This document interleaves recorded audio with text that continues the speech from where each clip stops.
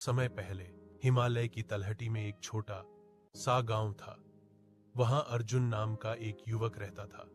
बाहर से सब कुछ ठीक था, पर भीतर ही भीतर वह बेचैनी और खालीपन से भरा था। उसे लगता था कि उसकी जिंदगी में कुछ बहुत महत्वपूर्ण चीज गायब है। एक दिन वह अपनी उलझनों से थककर पहाड़ों की ओर निकल पड़ा। कई घंटों तक चलते चलते वह एक गुफा के पास पहुंचा, जहां एक वृद्ध साधु शांत भाव से ध्यान में बैठे थे।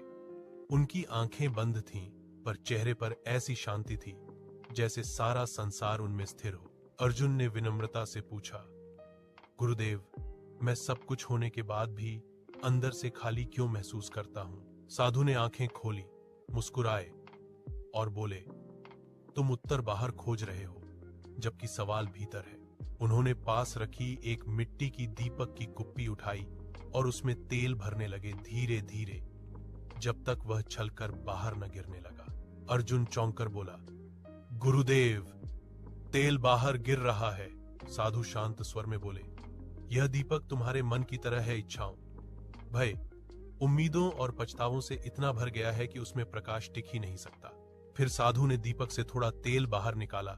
उसका वजन हल्का हुआ और उन्होंने उसमें बाती जलाकर दीपक जला दिया। दीपक अचानक उजाला फैलाने लगा।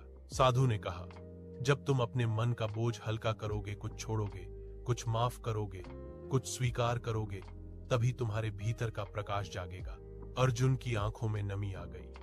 पहली बार उसे महसूस हुआ कि शांति बाहर नहीं, बल्कि वही है जहां उसने कभी ढूंढा ही नहीं।